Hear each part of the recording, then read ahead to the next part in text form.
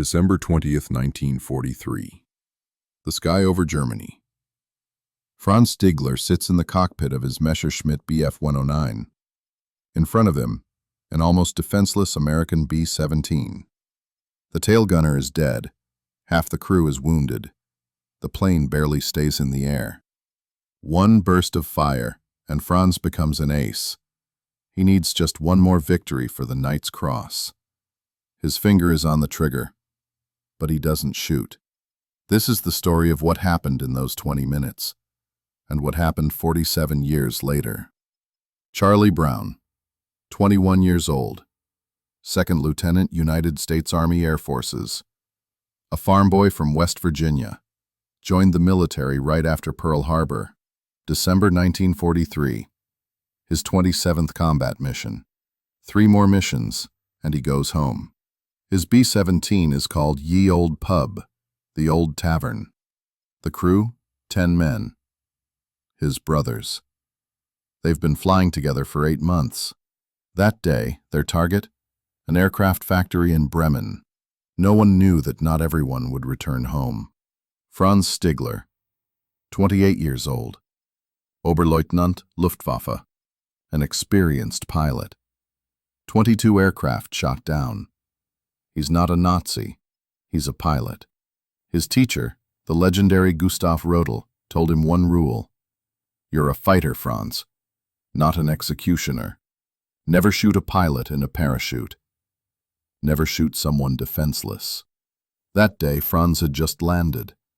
His aircraft was refueling, and suddenly, an alarm. A lone B-17 returning from a mission.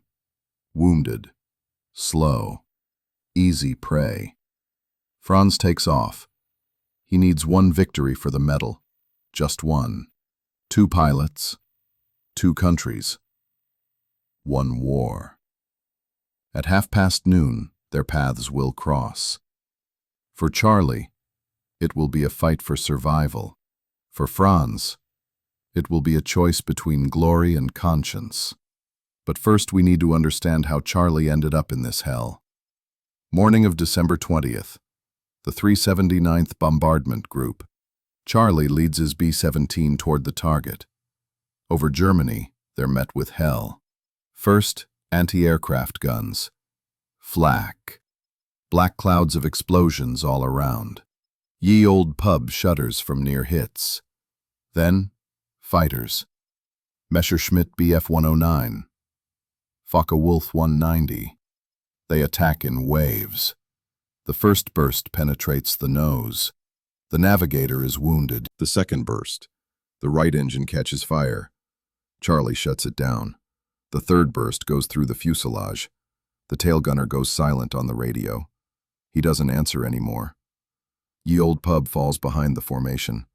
One engine is dead. The second one smokes. Altitude drops. Speed drops. Charlie grips the controls with all his strength. The plane doesn't respond. It's falling from 27,000 feet. The crew frantically checks the wounded. The tail gunner, dead. The flight engineer, badly wounded. The ball turret is jammed. The gunner is trapped inside. The radio operator shouts, "Charlie, we have to bail out. We're not going to make it." But Charlie knows. Bailing out over Germany means capture. Or worse, the wounded won't survive. He makes a decision. We're going home, all of us, together. Franz Stigler climbs in his Messerschmitt. Ground controllers give him coordinates. Lone B-17. Low. Slow. Easy target. Franz accelerates. This will be quick. Approach from behind, burst into the engines, and done. His 23rd victory. He finds the B-17 at 1,000 feet, approaches from behind, and freezes. The tail turret, empty. The plane is riddled with holes. Through the openings, he sees inside. Wounded men.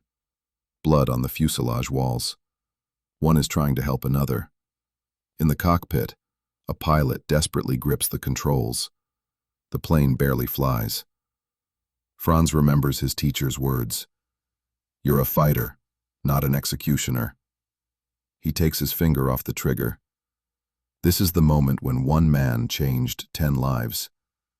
We tell stories like this every day. Stories of humanity in the midst of war. If you want to hear more, hit that notification bell so you don't miss a single one. But what did Franz do next? Franz flies closer. He levels off with the B-17's left wing. Charlie Brown looks left and sees a German fighter 3 feet away. His heart stops, but Franz doesn't shoot. He waves his hand, shows gestures. Fly to Sweden, neutral territory. Charlie doesn't understand. His brain refuses to believe. Enemy? Helping? Franz understands. The American is confused. Then he makes another decision. I'll escort him to safety myself. For the next 20 minutes, Franz flies alongside. He shields the B-17 from other German fighters. They fly over German anti-aircraft batteries. The gunners see the Messerschmitt nearby. They think it's an escort bringing a shot-down American to base. They don't fire. Charlie gradually understands. This German is saving their lives. They fly in silence. 2 enemies, who became for a moment allies. Finally, the North Sea, the coastline, safety. Franz flies alongside one last time, very close. Salutes. Dips his wings, the traditional pilot's farewell, and turns back toward Germany. Charlie watches as the Bf-109 disappears into the haze. He knows this man could have killed them, but chose humanity.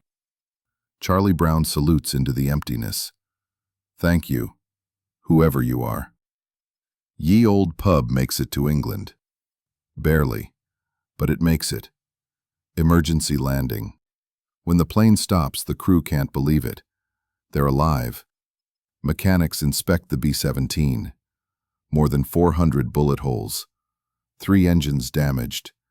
The entire tail shredded. The maintenance chief shakes his head. Boys, you shouldn't have made it even to the coast in this scrap metal. Someone up there really loves you. Charlie is silent. He knows someone did love them. A German pilot with a human heart. Charlie Brown survived the war, returned home, started a family. But one story haunted him. That German pilot. Who was he? Was he alive? For decades, Charlie kept silent. He feared that command would punish the German if they learned he didn't follow orders. Only in 1986, 43 years later, Charlie decided. He placed an ad in a German aviation magazine, looking for a German fighter pilot who in December 1943 spared a B-17 over Germany. Want to say thank you.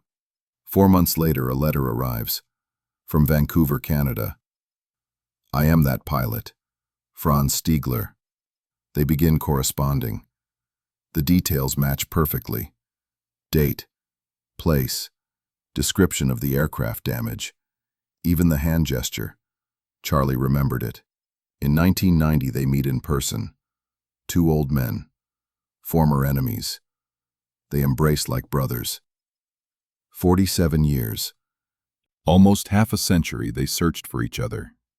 There are hundreds of such stories. We find them. We tell them every day. Subscribe to hear stories of those forgotten by textbooks. Real people, real war. Here's what they said to each other at that meeting. Franz says, I couldn't shoot. You were like in a coffin hanging from a parachute. It would have been murder, not combat. Charlie responds, you saved 10 lives that day. Thank you, friend. They spent the last 18 years of their lives as best friends. Franz Stiegler died in 2008. He was 92 years old. Charlie Brown outlived him by 5 months. They are buried side by side. 2 pilots, 2 countries, 1 war. They met as enemies, parted as allies, and died as brothers. This story is not about war. It's about how even in the darkest times, humanity is stronger than hatred. That each of us makes a choice. Pull the trigger, or take your finger off. Franz chose humanity, and 10 lives were saved. On that day, December 20th, 1943, 2 men at 1,000 feet proved, an enemy is someone you don't know. A brother is someone who sees you as human. This was the story of Charlie Brown and Franz Stigler, Allied soldiers, in spirit. This was Allied soldier stories. War through the lens of humanity. Every day, a new story. Every day, a new soldier. Every day, a new choice between hatred and humanity. Tomorrow we'll tell the story of Wojtek the Bear, a corporal in the Polish army who carried ammunition crates and drank beer with soldiers. Hit that red subscribe button so you don't miss it, and the bell to get notifications. Every story matters. Every soldier deserves to be heard. And if you were in Franz's place, would you have pulled the trigger? Write in the comments. See you tomorrow with a new story.